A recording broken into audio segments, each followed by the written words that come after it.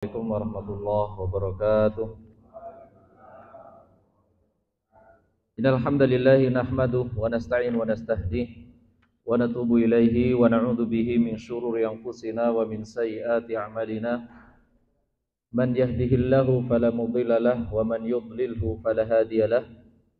Asyhadu an la ilaha illallah wahdahu la syarika lah wa asyhadu anna Muhammadan 'abduhu wa rasuluh. Wa qala subhanahu wa ta'ala fi kitabihil karim ba'da aqulu a'udzu billahi minasyaitonir rajim.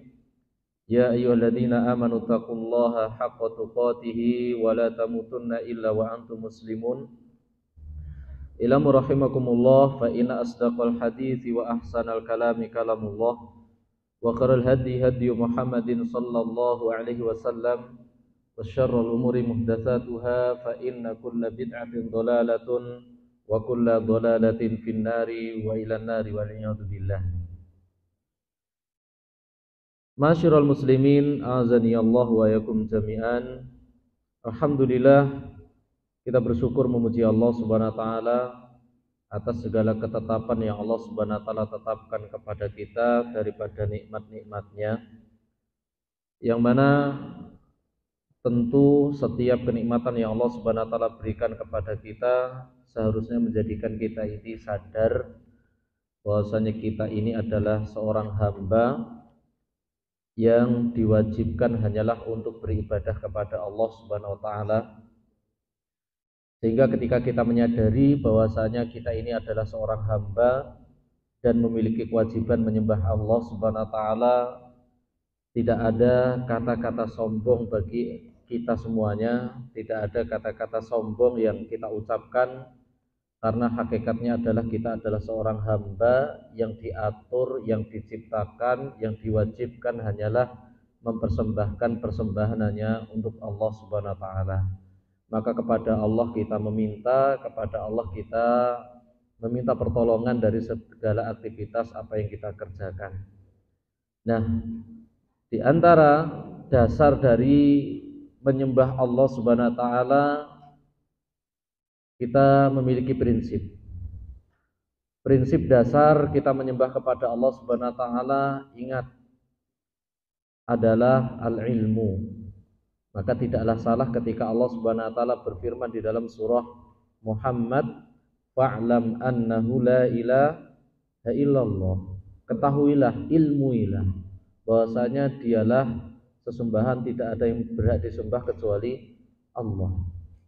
Maka Al-Imam Al-Bukhari rahimahullah ta'ala di dalam kitab Sahih Bukharinya membawakan bab yang cukup indah, yaitu apa? Babul ilmi qoblal qawli wal amal. Yaitu ilmu harus didahulukan sebelum kita mengucapkan, sebelum kita mengamalkan. Maka lihatlah siapa saja yang hari ini peka terhadap ilmu, perhatian terhadap ilmu, maka pada dasarnya dia mendapatkan alamat kebaikan dari Allah Subhanahu wa taala. Baik kebaikan tersebut dunia ataupun di akhirat. Seraya tidak salah apa yang dikatakan Nabi sallallahu alaihi wasallam, man yuridillahu bihi khairan yufaqihu fiddin.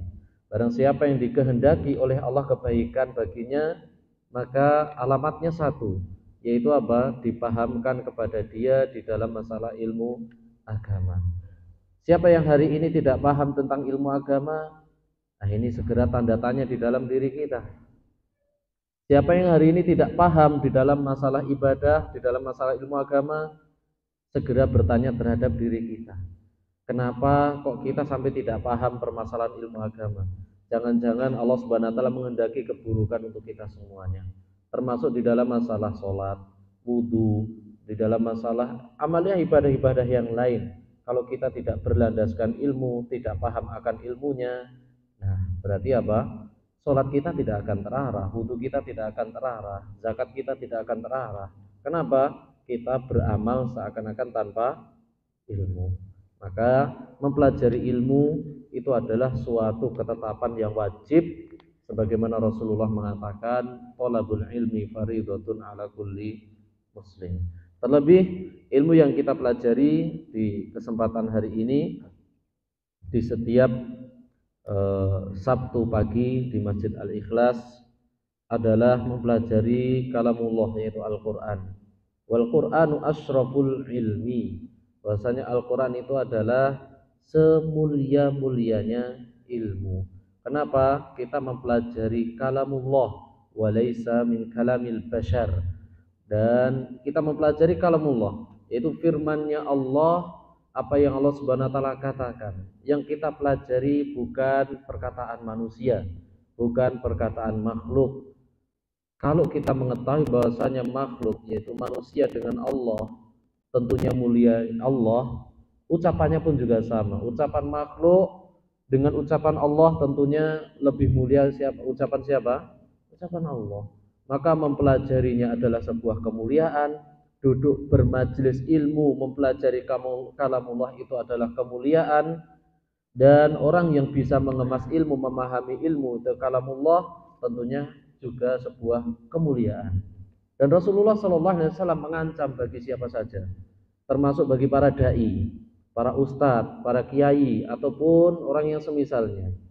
Barang siapa yang mengatakan yaitu tentang Al-Quran tanpa ilmu, dengan ra'yunya, kata Rasulullah SAW, falyatabawwa maq'adahu minan nar, man qala fil Qur'ani bi ra'yihi.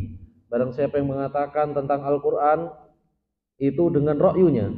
Ra'yu itu adalah apa? Persepsinya, pemikirannya, kemudian hasil pengolahan apa yang ia pikirkan. Maka kata Rasulullah SAW, maka ambil tempat duduk di neraka. Walaupun itu benar, benar karena apa? Kebetulan maksudnya. Maka ini juga diancam dengan apa? Ancaman neraka. Maka mempelajari kalamullah dan mentafsirkannya, mengambil faedah di dalamnya, itu tidak boleh sembarangan. Tidak boleh apa? Sembarangan. Baik. Kemudian surah yang kita pelajari pada kesempatan hari ini adalah kita melanjutkan, yaitu di dalam surah apa? An-Nasr, yaitu surah An-Nasr, dan dia adalah termasuk surat yang pendek, surat favorit, dan insya Allah kita banyak mengidolakannya, dan saya yakin ini banyak followernya ini surah An-Nasr ini. Karena kalau kita ketahui bersama, surat-surat yang pendek itu rata-rata diakhiri dengan yaitu apa? Huruf Ra. Surah An-Nasr, Al-Kautsar, kemudian apa? Al-Asr, gitu kan. Semuanya 3 ayat. An-Nasr 3 ayat, gitu kan. Kemudian Al-Kautsar ya 3 ayat, Al-Asr juga 3 ayat. Masya Allah. Pokoknya yang jumlahnya 3 itu favorit, itu surah An-Nasr. Wa hadhihi surah tusamma aidan bi suratit Taudi'. Dan surat ini juga disebut dengan surah Taudi'. Itu surah Taudi' adalah surah perpisahan. Kenapa disebut surah perpisahan? Karena di situ ada alamah bi ajali an-nabi asy-syarif sallallahu alaihi wasallam. Bahasanya surah An-Nasr juga disebut dengan surah perpisahan karena di sana adanya alamat tanda wafatnya Rasulullah sallallahu alaihi wasallam. Karena surat ini adalah surah yang paling terakhir turun di tahun 10 Hijriah. Itu ketika haji wada. Ini surah perpisahan. Itu surah yang menandakan akan datangnya ajal Rasulullah sallallahu alaihi wasallam. Wa hadhihi musibah kabirah, dan musibah yang paling besar adalah ketika itu datangnya ajal Rasulullah sallallahu alaihi wasallam. Seakan-akan bumi ini gelap gulita. Kenapa? Karena kedatangan, yaitu datangnya ajal Nabi sallallahu alaihi wasallam. Dan tentunya setiap orang atau setiap muslim tidak mau ditinggalkan Rasulullah sallallahu alaihi wasallam. Dan bahkan kita pun juga sama. Kita mengimpi-impikan apa? Hidup bersandingan dengan apa? Nabi sallallahu alaihi wasallam. Kenapa? Kalau kita hidup bersandingan dengan Nabi sallallahu alaihi wasallam adalah sebuah kenikmatan. Hidup kita akan terarah, kita akan mengetahui mana hak, mana yang batil, mana benar, mana yang salah. Ketika kita jauh dari Rasulullah sallallahu alaihi wasallam, tentunya kita juga terkadang jauh dari kebenaran. Jauh dari apa? Kebenaran. Butuh perjuangan untuk apa? Mencari kebenaran tersebut, mencari ilmu tersebut. Maka sebuah kenikmatan ketika bersandingan dengan Rasulullah Shallallahu Alaihi Wasallam. Akan tetapi Rasulullah Shallallahu Alaihi Wasallam pun juga memberikan keutamaan yang besar bagi siapa saja yang berpegang teguh di atas sunnahnya walaupun tidak bertemu dengannya. Nah, itu Rasulullah SAW menjanjikan keutamaan yang besar bagi siapa tadi? Orang yang berpegang teguh terhadap petunjuknya walaupun tidak bertemu dengannya. Bagaimana di dalam hadis kata Rasulullah SAW, sayati 'alan nasi zamanun, akan datang nanti suatu masa, yaitu suatu zaman, orang yang memegang teguh sunnah Rasul bak seperti memegang apa? Bara api. Maksudnya kalau itu dilepas itu kebenaran, kalau nekat dipegang yaitu panas. Maksudnya siapa saja yang memegang sunnah Nabi hari ini panas, dituduh dengan tuduhan naudzubillah yang aneh-aneh lah hari ini. Apa yang dituduhkan oleh musuh-musuh Islam hari ini? Ada yang mengatakan radikal, ada yang mengatakan readikol, kemudian apa lagi? Itu tuduhan-tuduhan yang nyeleneh hari ini. Dan itu sudah menjadi sunatullah. Maka orang yang paham akan hadis ini dirinya akan tenang. Kenapa? Inilah yang dijanjikan oleh siapa? Rasul. Perkara ini yang dijanjikan oleh Rasul, gitu loh. Dan kata Rasulullah, beruntunglah orang hari itu yang tetap memegang kuat tentang sunnahnya. Karena Rasulullah mengatakan dia akan mendapatkan ka'ajri khamsina minkum, kata Rasulullah. Dia akan mendapatkan pahala 50 kali apa? Sahabat. Padahal kita tidak bertemu dengan Rasul, keutamaan kita beda dengan sahabat, tetapi kita mempunyai potensi, kesempatan apa? Pahala 50 kali apa? Sahabat. Dengan catatan apa tadi? Nekat.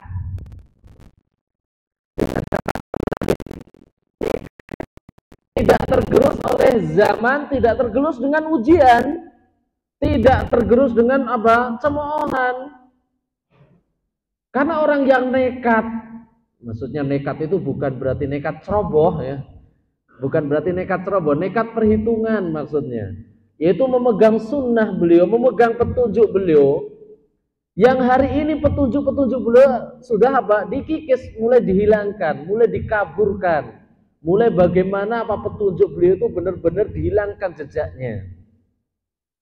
Nah, maka kata Rasulullah, siapa saja yang berpegang teguh di atas sunnah beliau, maka apa? Akan mendapatkan pahala 50 kali apa? Sahabat. Dan hawanya, kondisinya kata Rasulullah SAW seperti apa, Pak? Yusaddiqu fihal kadhib wa yukadzibu fiha shadiq wa yu'tamanu fihil kha'in wa yukhawwanu fihil amin. Itu diantara apa bocoran dari Nabi SAW. Kapan itu terjadi? Ketika orang yaitu pembohong dikatakan, pendusta dikatakan apa? Orang yang jujur dikatakan apa? Pendusta. Orang yang amanah dikatakan apa? Khianat. Orang yang khianat dikatakan apa? Amanah. Terjadi tidak hari ini? Terjadi. Orang khianat dikatakan apa? Amanah. Orang pembohong dikatakan apa? Orang yang jujur. Jadi itu terjadi. Dan kata Rasulullah SAW, la ya'ti zamanun illa walladhi ba'dahu asyarrun minhu. Tidaklah datang suatu zaman kecuali zaman setelahnya akan lebih buruk daripada zaman apa? Sebelumnya. Maka jangan mengharap kebaikan, Pak. Maksudnya kondisi secara umum. Dan kita buktikan, Pak. Hari ini lebih buruk daripada hari kemarin. Generasi sekarang lebih buruk dari generasi sebelumnya. Dan terbukti Pak, kemaksiatan sekarang merajalela dan kemaksiatan dianggap sebuah kebiasaan sehingga kaum muslimin hari ini tidak peka terhadap kemaksiatan, menganggap kemaksiatan itu adalah sebuah kebenaran.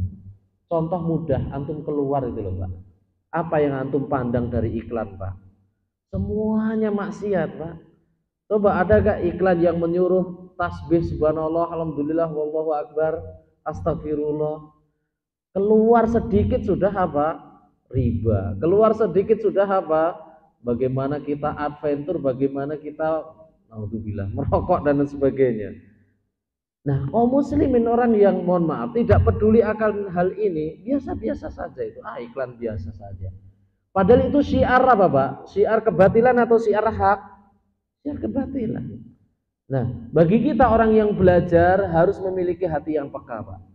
Allah Subhanahu wa taala mengatakan berbeda kondisi orang yang mengetahui dengan orang yang tidak tahu. Qul hal yastawil ladzina ya'lamuna wal ladzina la ya'lamun. Beda orang yang paham dengan orang yang enggak paham.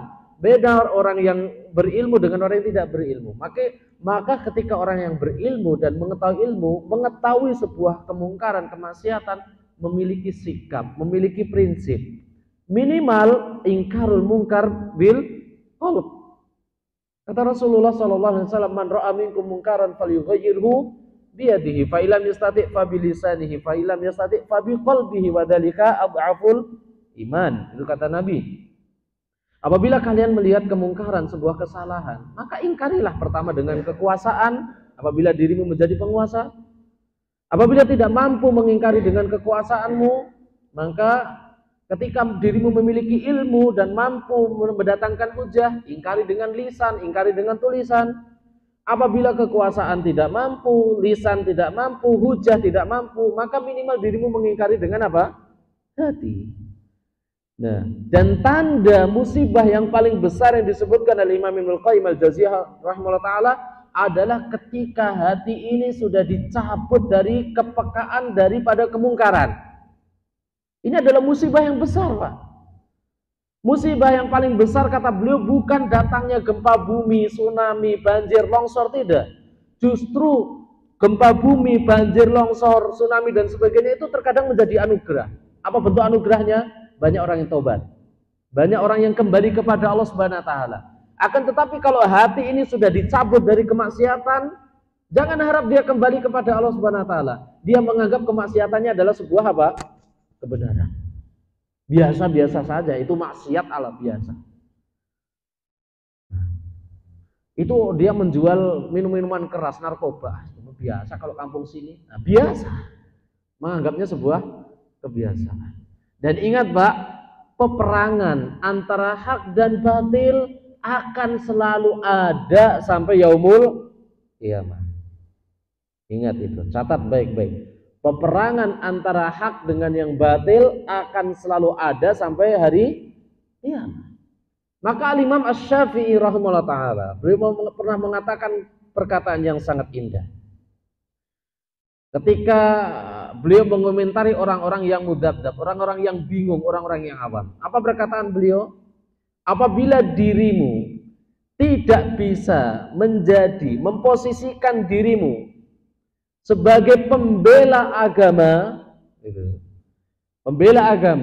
maka jangan posisikan dirimu sebagai orang apa yang memusuhi apa? Agama Islam ini. Maka tentukan barisanmu.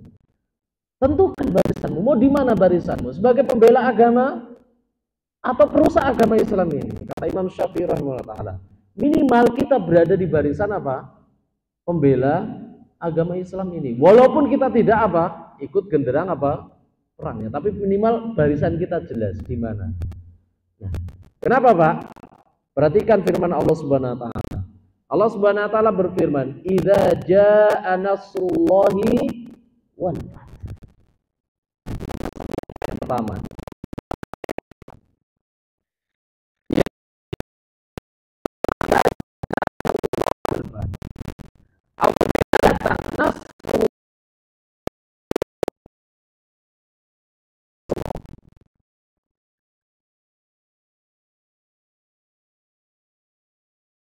Takallama al-ulama fi tafsir Nasrullah. Para ulama mengatakan apa yang dimaksud dengan Nasrullah, pertolongan Allah. Dalam bentuk apa pertolongan Allah? Maka para ulama mengatakan pertolongan Allah akan datang dalam dua kondisi. Yang pertama adalah pertolongan bil hujjah, yaitu dengan ilmu, yaitu argumentasi. Yang kedua pertolongan dalam bentuk apa? Fisik. Pertolongan dalam bentuk fisik, dan dikedepankan ilmu daripada apa? Fisik. Nah, ini bentuk dari pertolongan Allah Subhanahu wa taala. Menunjukkan apa ya, ikhwah? Bahwasanya agama Islam itu benar-benar agama yang di sisi itu dinaungi dengan apa? Ilmu. Dan hujjah kebenaran, itu hujjah bil ilmi, akan selalu menang. Yaitu kemenangan, yaitu bentuk pertolongan Allah dari sisi apa? Ilmu akan selalu menang. Dan Islam diangkat derajatnya dikarenakan apa? Al-ilmu. Itu pertolongan di sini yang dimaksud adalah dua. Yang pertama pertolongan dari sisi apa? Al-ilmu, argumentasi, hujjah. Kemudian apa? Dalam bentuk apa? Fisik. Maka kalau kita berbicara tentang jihad pun juga ada dua. Pertama jihad dengan ilmu, kedua jihad dengan apa? Fisik. Ya fisik bukan harus perang, tidak. Orang yang berjihad dengan harta jihad. Maka Allah Subhanahu wa taala berfirman, wajahidu bi amwalikum, kemudian apa? Wa anfusikum. Jihad itu dengan apa? Amwal, dengan harta. Ketika kita mendonasikan harta kita di tempat-tempat yang di situ ditegakkan kalimatullah, jihad atau tidak? Jihad. Maka Rasulullah SAW pernah bersabda, man jahaza ghaziyan faqad ghaza. Barang siapa yang menyiapkan logistik untuk bertolabul ilmi, untuk berperang, untuk menegakkan kalimatullah, faqad ghaza, maka dia dihitung apa? Perang. Maka dia dihitung apa? Jihad. Maka ayyuhal ikhwah azanillahu wa iyyakum jami'an, maka disebut Nasrullah, pertolongan Allah. Allah akan memberikan pertolongan dari sisi ilmiahnya, kemudian dari sisi fisiknya. Fisiknya Islam pun akan diberikan pertolongan. Contoh di akhir zaman, siapa yang akan memenangkan masalah bab jihad, Pak? Islam. Siapa yang akan memenangkan masalah bab fisik? Islam. Maka dari sisi keilmuan pun juga apa? Tentunya apa? Islam juga. Maka di sini menunjukkan bahwasanya Islam benar-benar agama yang memperhatikan secara seutuhnya tentang bab apa? Ilmu. Tentang bab ilmu. Baik. Itu yang dimaksud dengan Nasrullah, yaitu apa? Jihad, yaitu apa tadi? Pertolongan Allah Subhanahu wa taala pasti ada, dan ini adalah sebuah janji dari Allah. Bahasanya Allah akan memenangkan ahli ilmu dan memenangkan apa? Hasil daripada ilmunya, yaitu apa? Bentuk fisiknya. Nah, kemudian faedah selanjutnya, kita tidak akan tidak akan mungkin dan mustahil itu. Ketika kita pengen memenangkan Islam dari sisi fisik, tidak akan mungkin terjadi kecuali dengan apa? Ilmu. Gak mungkin terjadi itu, mustahil. Kita tidak akan memenangkan Islam dari arah fisik, tidak akan mungkin terjadi dan mustahil itu terjadi kecuali dari apa? Pertama, dari ilmu terlebih dahulu. Tidak mungkin akan terjadi itu. Umpamanya, contoh, orang yang hari ini menggembar-gemborkan pengen jihad, pengen perang dan sebagainya, sementara dia tidak memiliki ilmu, mustahil akan apa? Menang. Tidak akan terjadi itu. Kenapa, Pak? Karena kita lihat dari zaman dahulu, sirahnya Nabi, sirahnya sahabat. Perhatikan, Nabi SAW dan para sahabat radhiyallahu ta'ala anhum tidak pernah dimenangkan peperangan karena banyaknya jumlah pasukan. Catat baik-baik itu. Dari zaman dahulu, peperangan Islam tidak pernah dimenangkan di dalam masalah peperangan dikarenakan apa tadi? Jumlah yang banyak dari pasukan kaum muslimin. Tidak pernah. Perang Badar contohnya, yang terjadi di bulan Ramadan. Apakah perang Badar itu dimenangkan karena banyaknya jumlah kaum muslimin? Tidak. Tidak terjadi itu. Justru ketika kaum muslimin memiliki pasukan yang banyak dan Allah Subhanahu wa taala memperingatkan, yaitu memberikan peringatan dari sisi ilmu, justru kaum muslimin kalah. Perang Hunain contoh. Allah Subhanahu wa taala mengatakan, laqad nasarakumullahu fi mawatin katsiratin wa yauma hunainin id a'jabatkum kasratukum falam tughni ankum syai'a.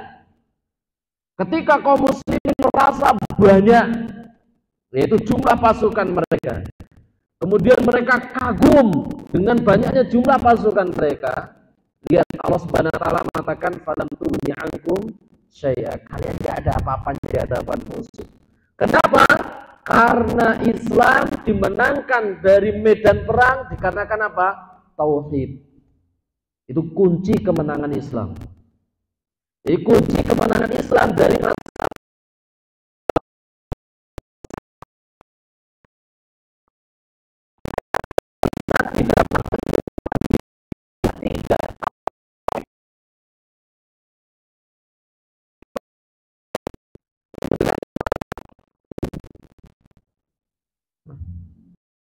landasan tauhid jelas apa? Ilmu. Ayatnya jelas tadi. Fa'lam annahu la ilaha illallah.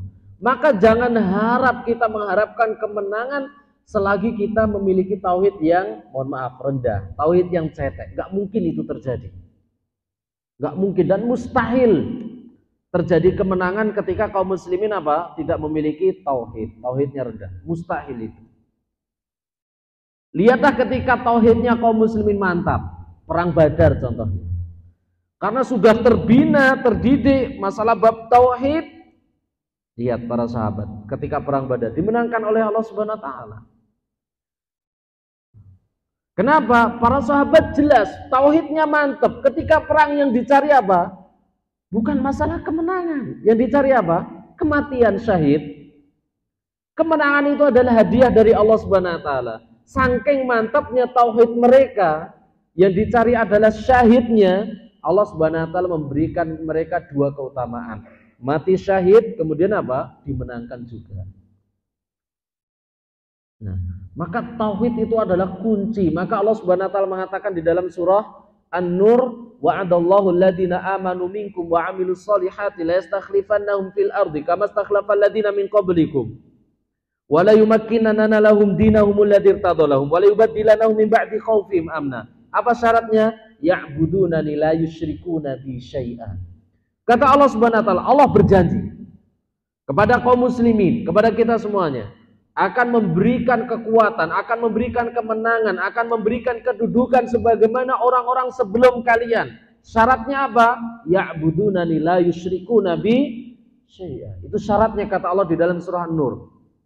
Yaitu syaratnya adalah kalian benar-benar menyempurnakan peribadatan kepadaku, kata Allah Subhanahu wa taala, dan tidak berbuat syirik sekecil apapun. Ya mau perang nyimpen jimat, kira-kira menang atau tidak, Pak? Mungkin, Pak, mustahil, Pak. Mau perang gitu kan, mempunyai pasukan anti rudal, pengen perang di Palestina. Ya dari dulu apa? Palestina ya terjajah, Pak. Kenapa? Karena tauhidnya apa? Enggak ada. Gimana Allah Subhanahu wa taala memberikan kemenangan selagi dia menodai Allah Subhanahu wa taala? Enggak mungkin.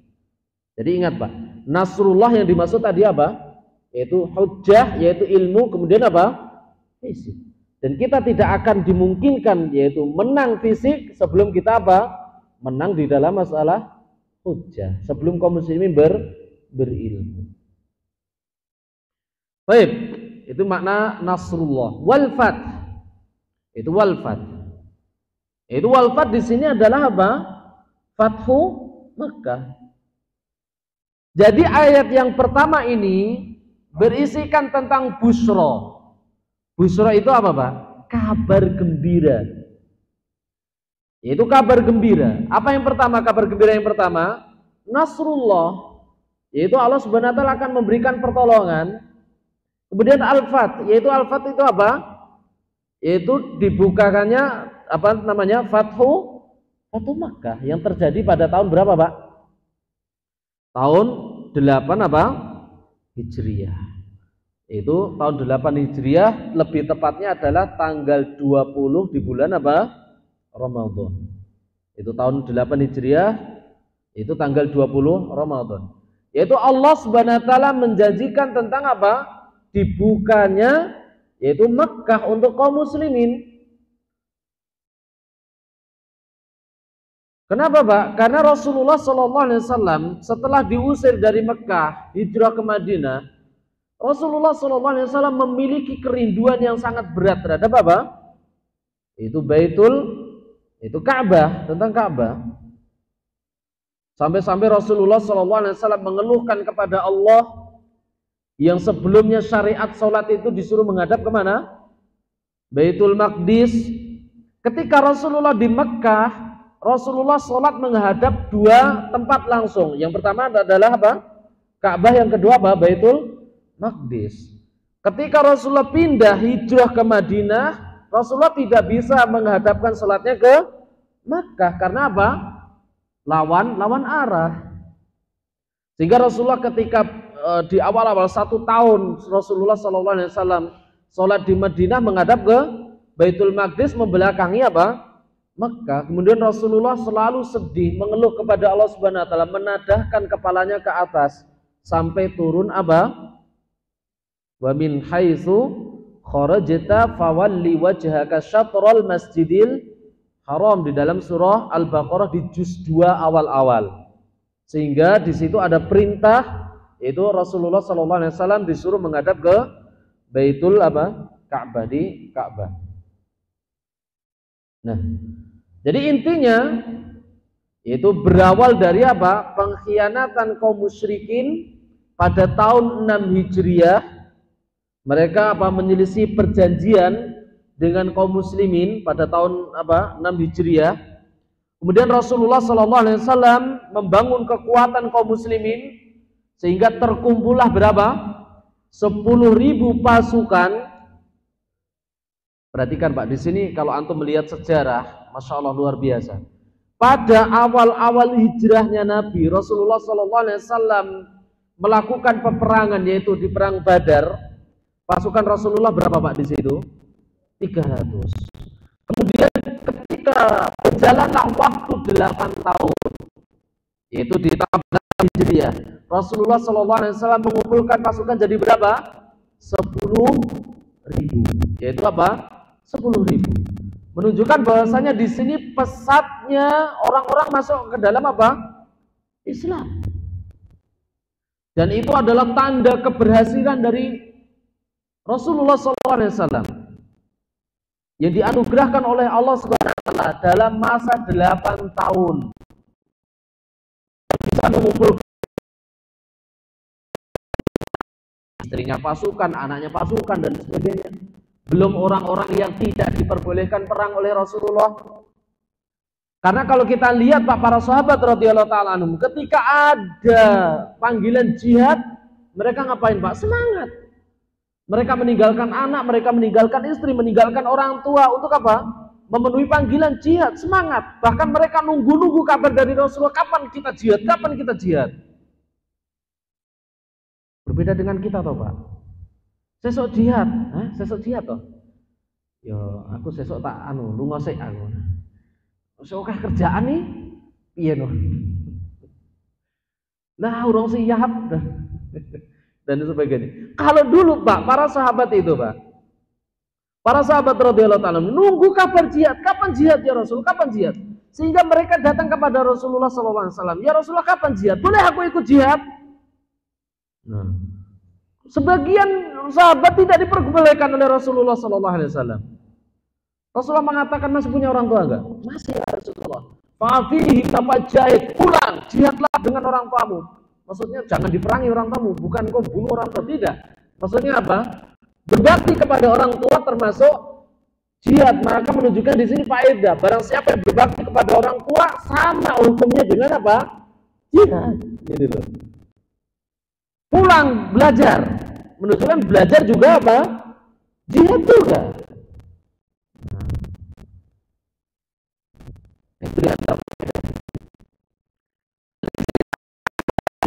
Lihat Pak, dahulu para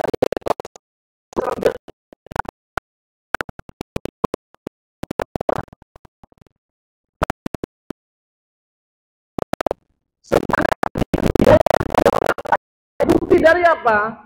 Dari jumlah orang yang ikut perang. Awal hijrah 300, masuk tahun 8 hijriah 10.000. Berapa itu perbandingannya?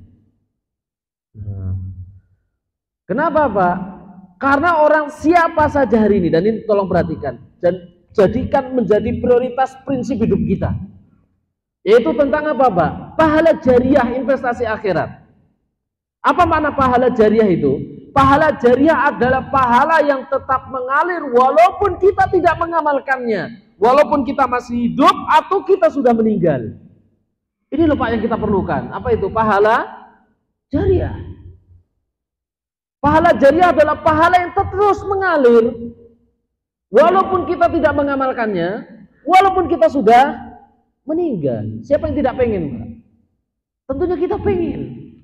Yaitu apa? Dan Rasulullah SAW memberikan sebuah hadis, salah satu pahala jariah yang akan kau dapat adalah salah satu contohnya, sab'un yajri ajruhunna wa huwa fi qabrihi ba'da mauti. Ada 7 pahala yang akan terus mengalir. Apabila engkau kerjakan, dia tetap mengalir walaupun engkau sudah di alam kubur. Salah satunya apa? Man warasal ilm, orang yang menyebarkan ilmu. Man hafara bi'ron, man nahara nahron, man warasal Quran. Orang yang apa? Mengalirkan air, orang yang menggali sumur dan sebagainya, orang yang mewariskan Al-Quran, pahalanya terus mengalir. Dan para sahabat semangat Pak mencari pahala itu loh Pak. Karena kita tidak tahu Pak, kalau kita cuma mengandalkan kita diri sendiri di timbangan kelak, kita belum tentu ngaku sajalah kalau kita pengen jujur-jujuran, kita mengandalkan pahala diri sendiri dihadapkan oleh Allah Subhanahu wa taala tanpa adanya pahala jariah, banyakkan mana Pak kita Pak? Kalau pengen jujur, dosa atau pahala? Dosa Pak. Siapa yang banyak pahala hari ini? Ngaku, saya pengen nyontoh. Tentunya kita Pak, banyak apa? Dosa. Tetap para sahabat seperti itu Pak. Rasulullah mengatakan apa? La'an yahdiyaka bika rajulan wahidan khairun laka min humurin na'am. Engkau bisa memberikan hidayah satu orang saja, engkau ajak engkau di atas jalan kebenaran, maka itu bak seperti engkau bersedekah dengan onta merah. Onta merah harganya mahal.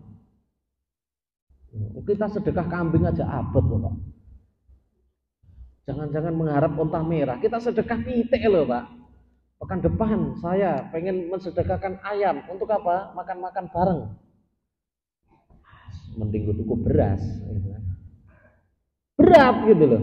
Tapi ada alternatif lain. Yaitu apa? Engkau memberikan apa? Hidayah kepada orang lain. Mengajak ke jalan kebenaran. Itu menjadi pahala jariah. Sehingga sahabat terkumpullah itu 10.000. Dan berawal dari pengkhianatan mereka, yaitu orang-orang musyrikin terhadap perjanjian dengan Rasulullah. Di sini ada apa Pak? Di sini ada faedah lain. Apa faedahnya Pak? Bahwasanya kaum muslimin diperbolehkan. Diperbolehkan apa? Yaitu melaksanakan perjanjian dengan orang selain Islam. Boleh atau tidak? Boleh. Baik itu perjanjian dalam bentuknya finansial, perjanjian dagang, baik itu di dalam masalah perjanjian kehidupan atau perjanjian di dalam masalah agama, maka diperbolehkan. Kemudian di sini yang pertama kali mengkhianati siapa? Itu musuh Islam, orang musyrikin. Menunjukkan apa? Bahwasanya Islam itu memiliki sifat amanah. Nggak boleh menyelisih apa? Perjanjian. Ini diantara faedahnya. Walaupun ketika perjanjian Hudaybiyah banyak protesan dari para sahabat, tapi Rasulullah untuk meneruskan. Walaupun terkadang perjanjian di sana menguntungkan perjanjiannya dari musuh Islam secara zahir. Dari awal perjanjian menguntungkan kaum musyrikin. Apabila ada orang Mekah pergi ke Madinah balikin. Apabila orang Madinah pergi ke Mekah nggak boleh dibalikin. Menguntungkan kaum musyrikin atau tidak? Menguntungkan. Tapi Rasulullah SAW meneruskan perjanjian, meneruskan. Dan Rasulullah tidak mengkhianati dari perjanjian tersebut. Dan ini adalah diantara sifat al-amin, yaitu sifat amanah yang ditujukan Rasulullah SAW. Walaupun amanahnya Rasulullah kepada kaum musuh Islam, dari kaum musyrikin.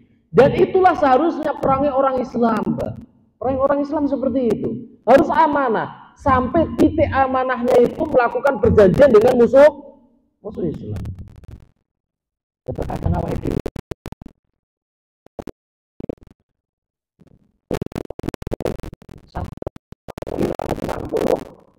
Dan nanti sini 5.000 kanggo iki.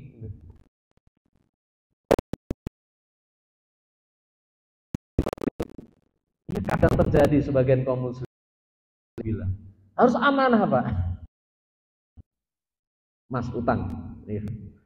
Kapan dibayar? Bulan depan. Tanggal berapa? Tanggal 5. Tanggal 5 ditagih melayu. Nah apa? Maka Rasulullah SAW pernah bersabda apa? Al-muslimuna inda syurutihim. Yaitu seseorang itu apa? Terikat dengan apa? Perjanjian syaratnya. Perjanjian apa? Syaratnya. Lihat Rasulullah SAW tetap amanah. Walaupun sesama apa? Dengan apa? Dengan musuh Islam. Baik. Kemudian Fatu Mekah terjadi di bulan apa Pak? Di bulan Ramadan. Menunjukkan di sini apa Pak? Bahasanya bulan Ramadan adalah bulan beramal. Buktinya apa? Sebagian peperangan kaum muslimin terjadi di bulan Ramadan. Menunjukkan bahasanya bulan Ramadan bukan bulan malas. Justru bulan Ramadan adalah bulan produktivitas untuk beramal sebanyak-banyaknya, hatta jihad. Sampai masalah apa? Perang. Jadi jangan berpedoman kepada hadis naumuso ini ibadatun. Tidurnya orang puasa itu ibadah. Dari pagi sampai sore ibadah. Apa ibadah? Turu. Mas, sholat duhur mas. Kok sedek lagi ibadah. Ngapa? Turu. Bukan berarti Ramadan nggak boleh tidur, boleh Ramadan boleh tidur. Tapi lihat Rasulullah SAW apabila masuk di bulan Ramadan, terlebih di 10 hari terakhir, Rasulullah dikatakan apa? Syadda mi'zarahu aiqadha ahlahu wa ahya lailahu wa aiqadha ahlahu. Itu Rasulullah ketika masuk di bulan Ramadan, terlebih 10 hari terakhir, mengencangkan tali ikat pinggangnya, menghidupkan malamnya, membangunkan keluarganya. Beda dengan kita, 10 hari terakhir bulan Ramadan pergi ke mall, cari THR dan sebagainya. Lupa dengan Lailatul Qadar. Yang tersindir tersenyum gitu kan. Wah, itu perbuatan saya kemarin itu perasaan. Ya Allah, ternyata ini. Baik. Itu di antara kabar gembira. Ada 2 kabar gembira yang tercantum di ayat yang pertama. Kemudian ayat yang kedua, apa itu Pak? Wa ra'aitan nas yadkhuluna fi dinillahi afwaja. Ini kabar gembira yang kedua. Yaitu kata Allah Subhanahu wa taala, engkau akan melihat manusia berbondong-bondong masuk Islam. Di sini ada faedah apa Pak? Perhatikan Pak, perhatikan. Ini ada faedah penting. Jangan kita menganggapnya cuma sebatas kita mengartikan makna ayat tersebut. Tapi ini ada faedah yang sangat besar. Apa itu Pak? Bahwasanya banyaknya jumlah orang yang masuk Islam itu termasuk kabar gembira.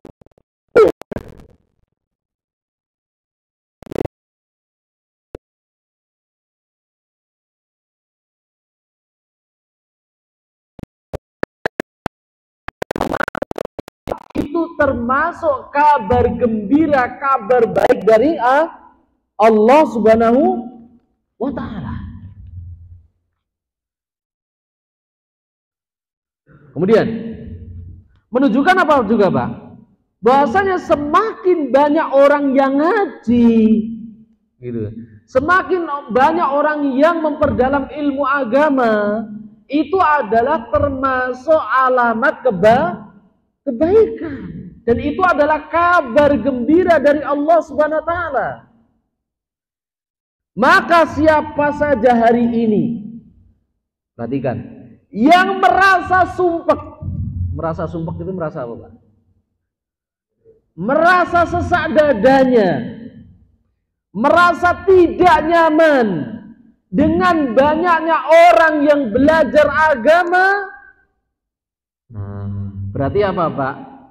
Dia pengen mengikis kabar gembira dari Allah Subhanahu wa taala, berarti sama saja dia menolak kabar gembira dari Allah Subhanahu wa taala, dan orang tersebut adalah orang yang memiliki hati yang sesak, hati yang hasad.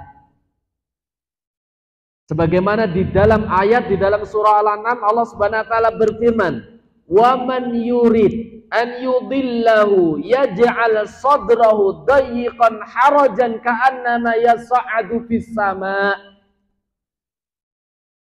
Kata Allah Subhanahu wa taala, barang siapa yang diinginkan oleh Allah kesesatan, kebinasaan, kesengsaraan, kata Allah Subhanahu wa taala, tandanya adalah dia sesak nafas, sempit dadanya. Kalau melihat apa? Hidayah dari Allah, kalau melihat apa? Orang yang berbondong-bondong untuk menjemput hidayah.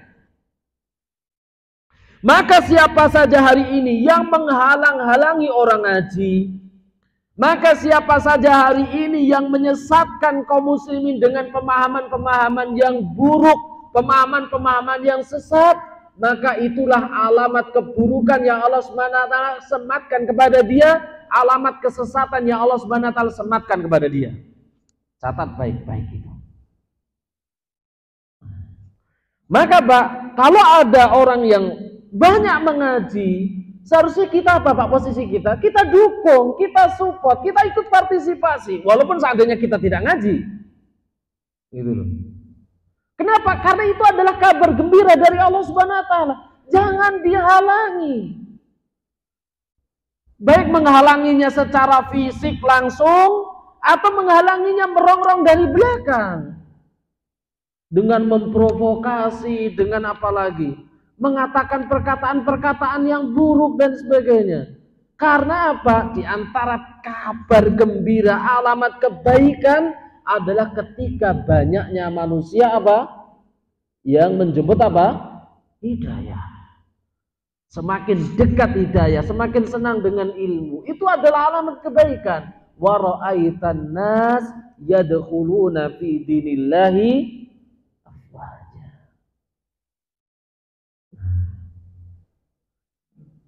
Ada Pak hari ini orang yang tidak senang orang haji? Ada atau tidak Pak? Ada atau tidak? Hadir orangnya? Kalau hadir ya bertaubat Pak. Jangan Pak, orang menghalang-halangi ngaji gak boleh Pak. Kenapa? Karena kita punya kewajiban setiap nikmat, setiap anugerah dari Allah Subhanahu wa taala yang diberikan kepada kita, wajib kita apa kan Pak? Kita syukuri kan seperti itu. Kenapa? Setiap mensyukuri nikmat Allah pasti Allah akan menambah nikmat. Semakin banyak nanti yang akan datang, semakin banyak orang yang tersesima dengan Islam. Itu adalah alamat kebaikan gitu loh Pak, alamat kebaikan. Kabar gembira dari Allah Subhanahu wa taala. Wajib kita syukuri. Nah, sekaligus itu adalah ujian gitu loh. Kenapa orang banyak masuk Islam adalah ujian? Ya ujian Pak. Semakin banyak orang masuk Islam, semakin ujian atau tidak? Semakin ujian, mengarahkannya sulit, gitu kan? Diatur ya kadang angel, gitu, dan sebagainya. Ujian itu. Tetapi ingat Pak, ujian di dalam Islam itu penuh kebaikan. Bukankah ujian itu tujuannya untuk menaikkan kelas, menaikkan derajat? Maka di hadis Rasulullah SAW ketika ditanya oleh sahabat, ya Rasulullah ayun nasi asyaddu balaan, Maka Rasulullah mengatakan al-anbiya'u tsummal amsalu fal amsal. Ya Rasulullah, siapa manusia yang paling dahsyat cobaannya, ujiannya?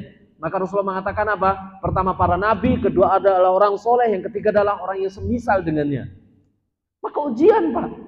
Banyaknya orang peserta ngaji ujian atau tidak? Ujian. Kenapa? Ada di situ adanya potensi kesombongan juga bisa ada, celah sombong bisa masuk. Lihat Pak, kalau orang jumlahnya banyak, merasa jumawa atau tidak? Jumawa Pak. Lihat jamaah saya gitu kan, di sana itu banyak. Nah jamaah lo cuma sedikit. Masjid mana sih? Ada potensi ke sana Pak? Ada. Maka itu ujian. Jaga lisan kita, jaga perasaan kita. Enggak boleh seperti itu Pak. Nah, kemudian di antara ujiannya adalah punya niatan yang salah. Punya niatan yang salah. Selain tadi ada potensi untuk takabur, terkadang punya niatan yang salah. Berpalingnya niat dan sebagainya. Maka yang menjadi catatan tadi Pak, bahwasanya di antara bentuk kabar gembira dari Allah kepada kita adalah apa? Semakin banyaknya orang yang menjemput apa? Hidayah. Maka kewajiban kita satu, mensyukuri. Kedua, tidak boleh mengkufuri. Tidak boleh menghalangi baik secara hujah ataupun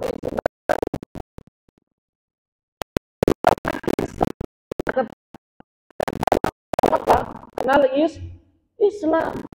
Kita mengenal Islam. Tidak boleh hasad kepadanya, tidak boleh iri, dukung, support, ikut partisipasi di dalamnya. Dan Allah Subhanahu wa taala memerintahkan wa ta'awanu 'alal birri wat taqwa, dan saling tolong menolonglah, saling kerjasamalah di atas apa? Kebaikan dan di atas jalan takwa. Maka beri nasihat Pak, siapa saja yang hari ini, entah dari kalangan liberal, dari kalangan musuh-musuh Islam, Masya Allah, subhanallah, na'udzubillah.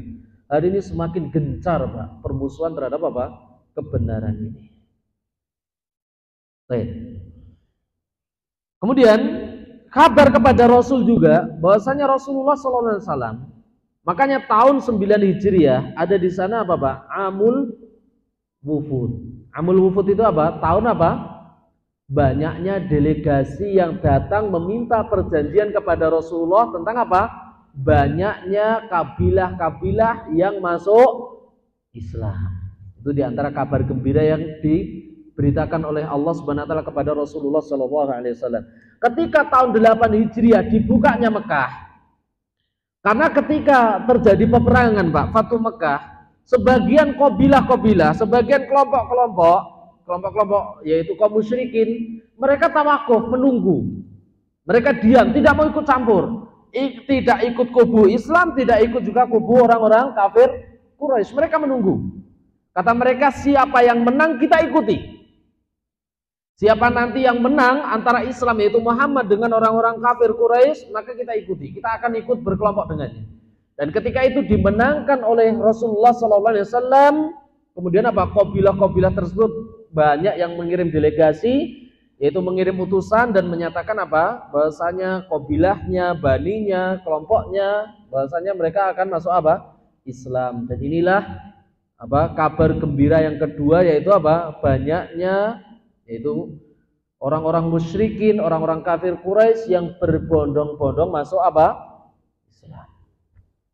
Maka turunlah ayat wa ra'aitan nas yadkhuluna fi dinillahi afwaja. Para jamaah azani Allah wa yakum jami'an. Kalau kita perhatikan ayat yang pertama dengan ayat yang kedua itu berisikan tentang busra. Busra itu apa?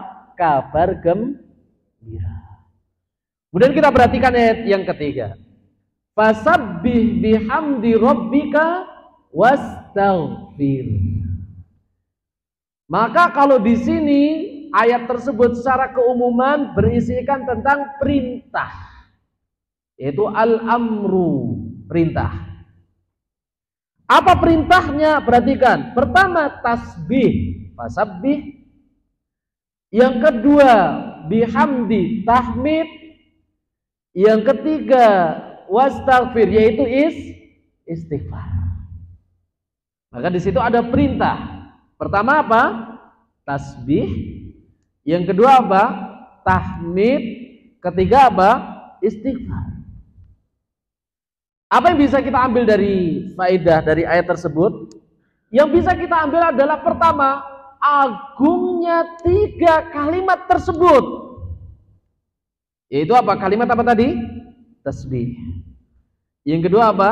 Tahmid. Ketiga istighfar. Oke. Itu faedah yang pertama yang bisa kita ambil dari ayat tersebut. Yang selanjutnya, faedah selanjutnya yang bisa kita ambil, bahwasanya mengakhiri sebuah amalan, itu puncak dari amalan adalah istighfar. Itu mengakhiri dari sebuah amalan itu adalah apa? Istighfar. Dan puncak dari amalan adalah apa? Istighfar. Maka selayaknya, Pak, perhatikan, selayaknya ketika kita mengakhiri sebuah amalan, seluruh syariat, yaitu tuntunan Rasulullah SAW, diakhiri dengan apa? Istighfar. Menunjukkan bahasanya lebih agung lagi tentang kalimat tadi apa? Istighfar. Kita selesai sholat, selesai taslim, assalamualaikum warahmatullahi, assalamualaikum warahmatullahi. Apa kalimat yang kita ucap pertama kali? Astagfirullah, istighfar. Selesai bermajelis ilmu, apa yang kita ucap? Istighfar juga. Menunjukkan di sini apa, Pak? Padahal, Pak, ketika itu Rasulullah SAW lagi di puncaknya ketenaran beliau, kemenangan beliau. Ya atau tidak? Iya. Rasulullah sabar 8 tahun diboikot, tidak boleh masuk Mekah. Rasulullah dijajah. Rasulullah SAW menyaksikan para sahabat bagaimana disiksa oleh kafir Quraisy. Perhatikan, Pak, siksaan para musuh-musuh Islam dari zaman dahulu sampai nanti hari kiamat, mereka akan bengis. Maka kalau kita tanya siapa yang radikal, siapa yang teroris, musuh Islam, Pak, bukan Islam. Antum perhatikan Ammar bin Yasir, keluarganya. Orang tua dari Ammar bin Yasir dibakar oleh Abu Jahal dalam kondisi Rasulullah dan Abu Bakar melihat. Antum perhatikan Khobbab, Abdullah bin Khobbab. Rasulullah SAW memperhatikan dia dibunuh oleh orang apa? Orang Quraisy. Kemudian ada sahabat yang mohon maaf ditusuk kemaluannya sampai meninggal. Ada yang lagi hamil ditusuk perutnya beserta janinnya. Mereka kalau menyiksa itu benar-benar bengis, Pak. Tidak sebagaimana Islam. Seandainya Islam diperbolehkan membunuh, apa syariat membunuh di dalam Islam, Pak? Penggal leher. Mentoknya diperbolehkan membunuh. Dia apa? Penggal leher. Contoh tukang sihir. Rasulullah SAW bersabda, haddus sahiri dorbuhu bisayf. Dorba unuqahu. Itu tidak dimutilasi, tidak disiksa. Rasulullah SAW memerintahkan wa idza qataltum fa ahsinul qitlah. Apabila seandainya kalian membunuh baik itu manusia ataupun binatang, maka fa ahsinul qitlah. Apa ahsinul qitlah? Bunuhlah dengan cara yang ihsan, yang paling baik, is the best. Enggak disayat-sayat dulu, enggak, potong dulu jari-jarinya. Membunuh pun kata Rasulullah ketika menyembelih. Nah, ini tuntunan besok nih, kurban nih. Sebentar lagi kurban toh, Pak. Nah, lihat tuntunan Rasulullah SAW ketika berkurban, ketika menyembelih binatang apa? Wal yuhidda ahadukum syafratahu wal yurih dabihatahu. Apa itu artinya? Tajamkan pesomu, kemudian apa? Beri kegembiraan, kesenangan kepada binatangnya, gitu loh. Diajak ke mall dulu biar seneng, gitu kan.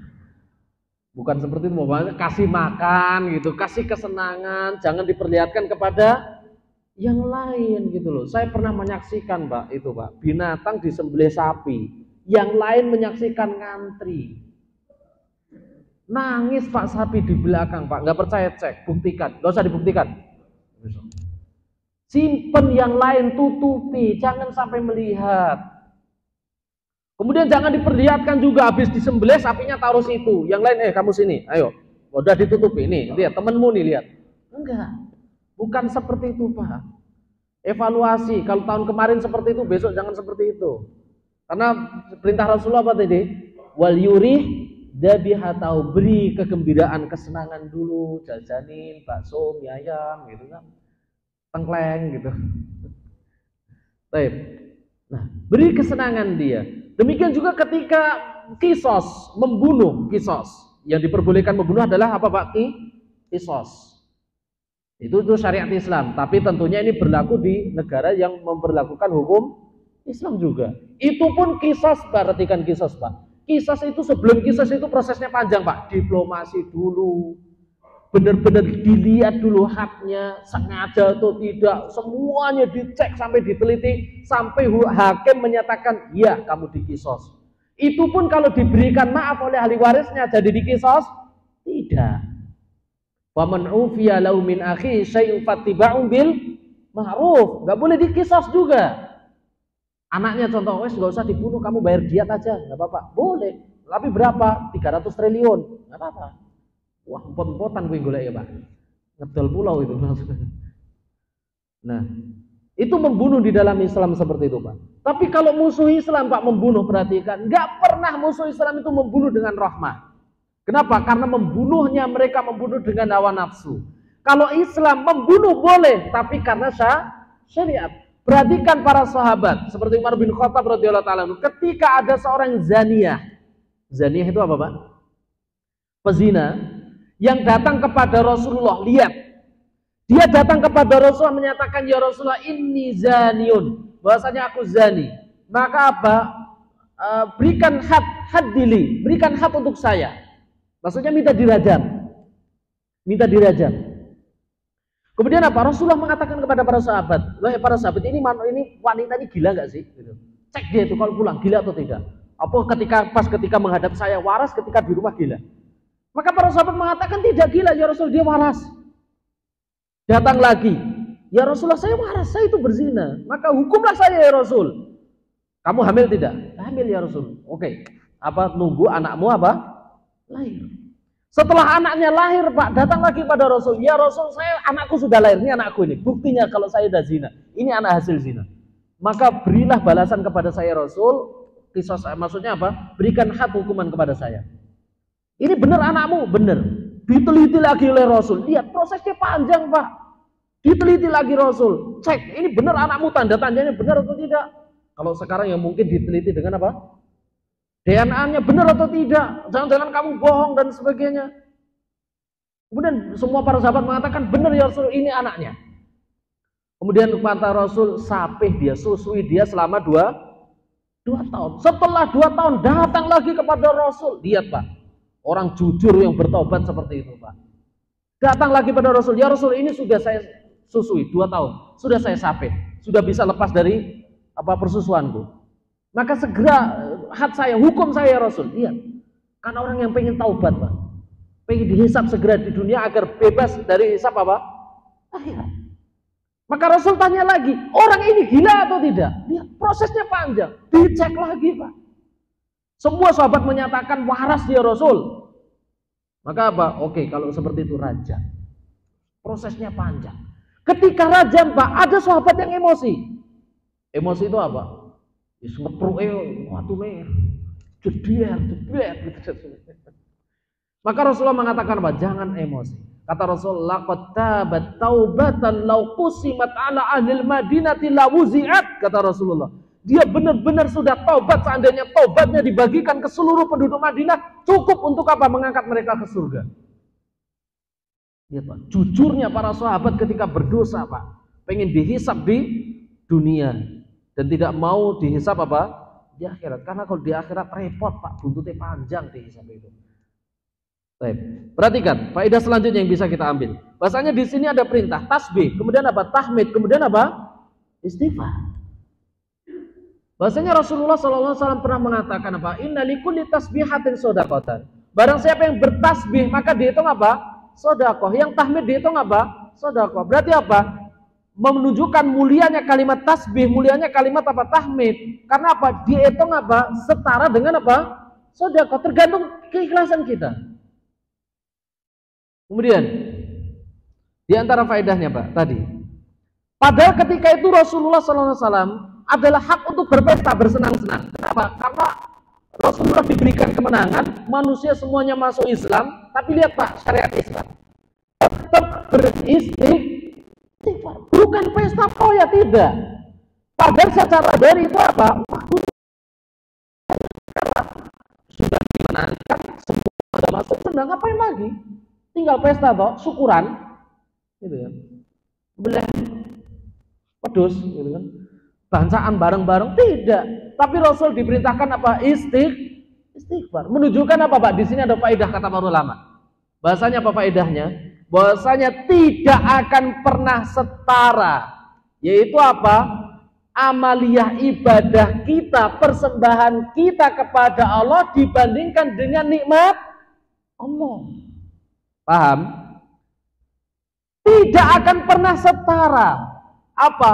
Amaliyah ibadah kita yang kita persembahkan kepada Allah dibandingkan dengan nikmat Allah. Nikmat Allah besar Pak. Tidak cukup kita menghadirkan ibadah, itu nggak cukup Pak. Seandainya kita ditakdirkan 60 tahun hidup, 60 tahun ibadah, sholat, sedekah, zakat, puasa, cukup untuk mengimbangi nikmat Allah Subhanahu wa taala? Tidak. Lah kok seperti itu kita masih wani-wani nih loh Pak. Ngelamun gitu Pak. Isu-isu itu makan mano, cucu. Kemudian apa lagi? Enggak bertasbih, enggak istighfar gitu kan. Ning cakro sekak seter. Ya Allah, umur panjang alhamdulillah itu Pak. Enggak sempet apa? Ingat apa? Nikmat Allah.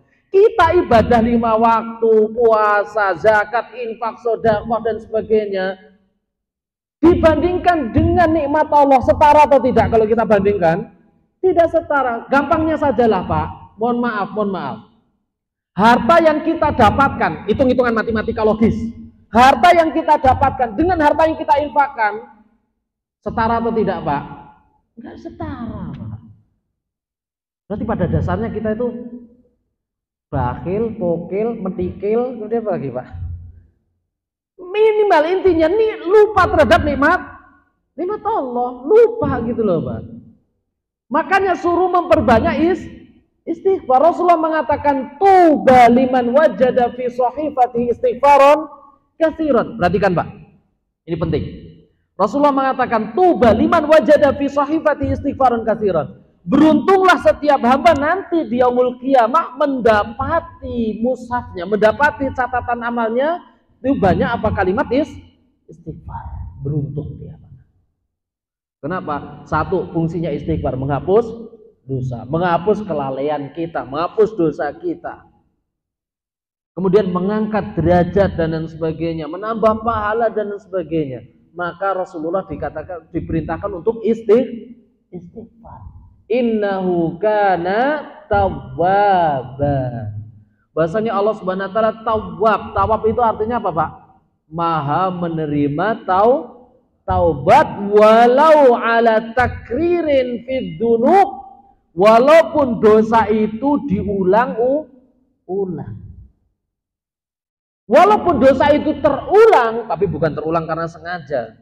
Gitu kan, sekarang dosa, sekarang tobat, besok dosa lagi yuk, gitu, tobat. Kenapa? Allah tawab.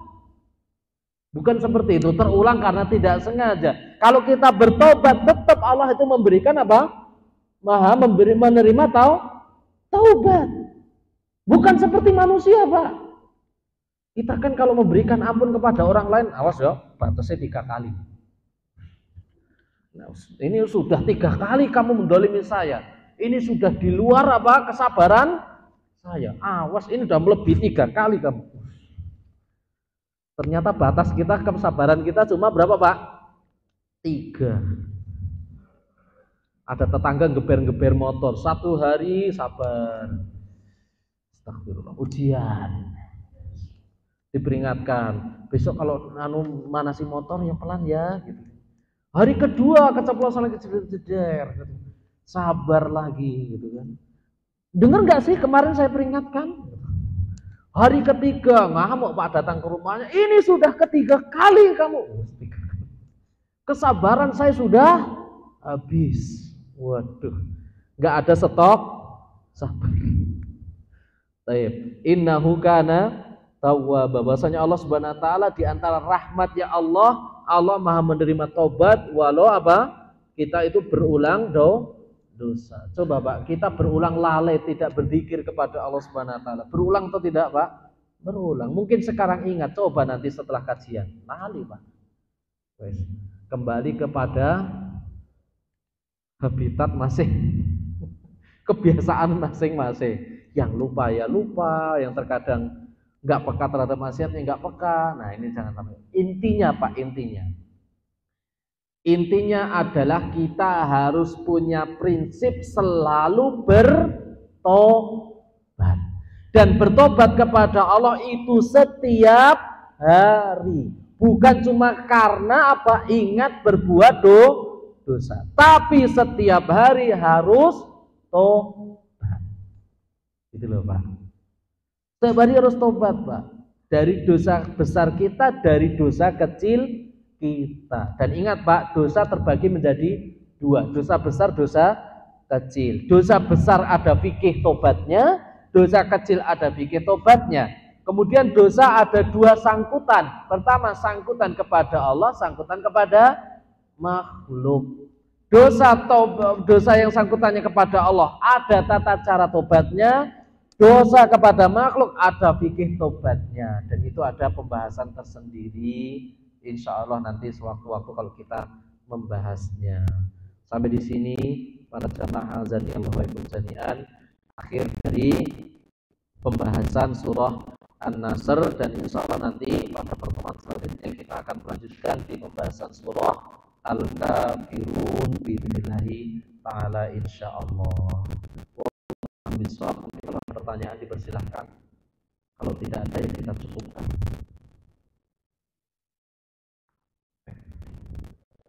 Tidak ada ya.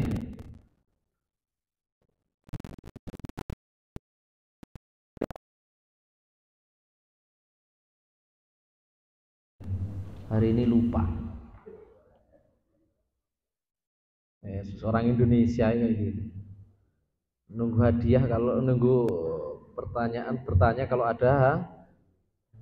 Ya emang seperti itu. Al jaza'u min jinsil. Semua itu pasti ada balasannya Ustaz. Oh Allah saja kalau beramal ngasih balasan hadiah. Ustaz kalau bertanya enggak dikasih hadiah. Baik. Wallahu ta'ala alam bisawab. Sampai di sini kita akhiri dan beristighfar kepada Allah. Subhanakallahumma rabbana wa bihamdika asyhadu an la ilaha illa anta astaghfiruka wa atubu ilaik. Assalamualaikum warahmatullahi wabarakatuh.